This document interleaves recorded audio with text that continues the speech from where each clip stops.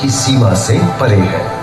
हमें सांस लेने के लिए जरूरी ऑक्सीजन का 50 से 80% इन्हीं समुद्रों के पानी से आता है। ये भी कह सकते हैं कि ये सागर एक विशाल संयुक्त परिवार की तरह है, जिसमें ये सभी जीव एक ही घर में रहते हैं, जैसे मछलियां, mollusc, dolphin, seal, walrus, crustacean, bacteria, समुद्री एनिमोनी और हाँ, ब्लू व्हेल भी, जो पृथ्वी का सबसे बड़ा जीव माना जाता है। और जंतु ही नहीं, इन समुद्रों में पौधों की भी लाखों प्रजातियां पाई जाती हैं। इन विशाल समंदरों का पानी हमारी पृथ्वी का लगभग 3/4 हिस्सा है। इस धरती पर 5 बड़े महासागर हैं: आर्कटिक, अटलांटिक, हिंद, प्रशांत और दक्षिणी महासागर। ये सागर इतने महत्वपूर्ण हैं कि इनका तापमान और लहरें दुनिया के हर हिस्से के मौसम पर असर डालते हैं, चाहे वो मौसम कितना ही खतरनाक क्यों ना हो। हमारी ही तरह पानी के नीचे पनपता हर जीवन सूरज की रोशनी पर निर्भर है।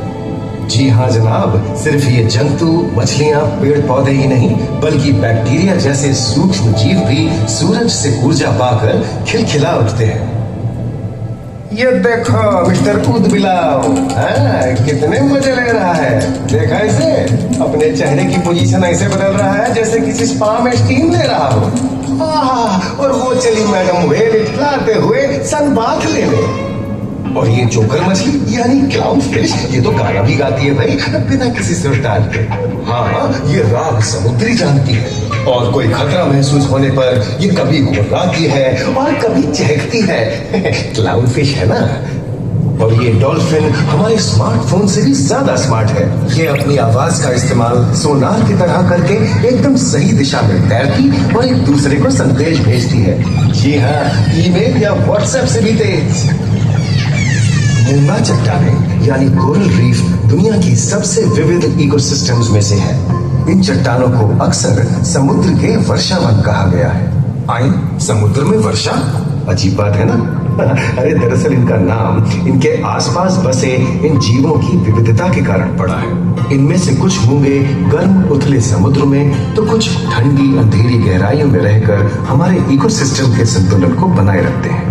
पौधे हमारे इकोसिस्टम का एक बहुत ही महत्वपूर्ण हिस्सा है और पानी में ऑक्सीजन का सबसे बड़ा स्रोत है।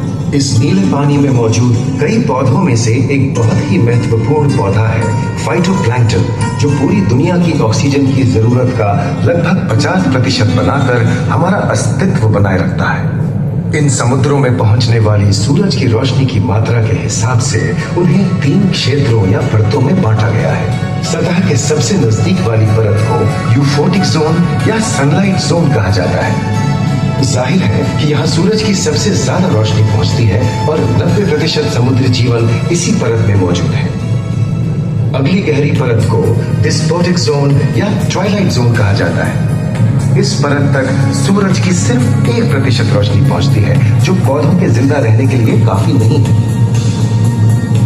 तीसरी और सबसे गहरी परत एफोटिक जोन या मिडनाइट जोन है।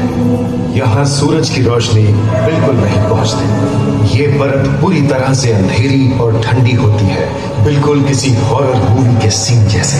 ये कई जगह पर इतनी गहरी होती है कि यहाँ आसानी से माउंट एवरेस्ट जैसे ऊंचे पहाड़ भी समा सकते हैं। और इसकी सबसे गहरी जगह है प्रशांत महासागर में मरियाना ट्रेंच। महाद्वीपीय तटों के साथ लगे उथले समुद्री इलाकों तक पहुंचना आसान है, लेकिन ये समुद्र का सिर्फ 10% है। समुद्र की गहराई जितनी बढ़ती जाती है, उतने ही वहां के हैरत अंगेज जीव जिन तक पहुंचना मुश्किल होता जाता है। ये समुद्री जीव पहले तो अपनी खूबसूरती से आपको छलते हैं और फिर अचानक एक खतरनाक रूप ले लेते हैं, जिनसे बचना मुश्किल ही नहीं, नामुमकिन है। पर ये क्या, अचानक ये रोशनी कहां से आई? ओहो, ये तो जेलीफिश का झुंड है, जिनकी रोशनी एकदम डिस्को लाइट की तरह लगती है। वाह, ये हुई ना बात। अब सभी बड़ी छोटी मछलियां इन चमचमाती डिस्को लाइट को देखकर पार्टी करने आएंगी। और फिर यही रोशनी उन्हें बेरहमी से दबोचकर उनका शिकार करके अंधेरे में वापस गायब हो जाएगी। लेकिन सभी शिकारियों को छलावे से लुभाना नहीं पड़ता। सबसे घातक शिकारियों में से है शार्क, जैसे ग्रेट व्हाइट और टाइगर शार्क। शार्क आमतौर पर सूरज ढलने के बाद अंधेरे में शिकार पे निकलती है समुद्री जीवों का यमराज बनकर। आज तक शार्क की 500 से ज्यादा प्रजातियों का पता चल चुका है। ये हर तरह के खुले महासागरों में, मूंगे की चट्टानों में, आर्कटिक की बर्फ के नीचे और समुद्र की अंधेरी गहराइयों में पाई जाती है। और ये है समुद्री घोड़ा, जो तबड़क तबड़क नहीं, छप छप छप छप करता है, यानी दौड़ता नहीं, तैरता है। हमने इन समुद्रों के बारे में बहुत कुछ जाना है, पर अभी भी बहुत कुछ जानना बाकी है। ये सागर गहरे और विशाल, ठंडे और अंधेरे में डूबे होते हैं।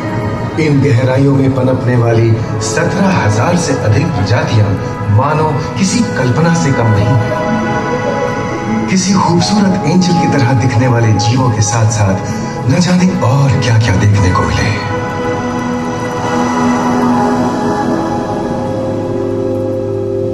इन विशाल सागरों के इकोसिस्टम इनके बाहर तक फैले हैं। खारे पानी की खाड़ियां, समुद्रों, समुद्र तटों और नमकीन दलदली इलाकों तक। मानव जाति दशकों से प्लास्टिक, जहरीले रसायन, तेल और ऐसी कई चीजों को पानी में बहाकर समुद्रों को नुकसान पहुंचा रही है। कई समुद्री जीवों या मछलियों की दर्दनाक मौत और उनकी इस तड़प का जिम्मेदार हमारी मानव जाति ही है। पिछले कुछ दशकों में वैज्ञानिक पैमाने पर सामने आए खतरों में से एक बड़ा जलवायु परिवर्तन है, जिससे महासागर गर्म हो रहे हैं और ग्रीन हाउस गैसों की अधिकता और ऑक्सीजन की कमी के कारण इन समुद्रों का अम्लीकरण हो रहा है।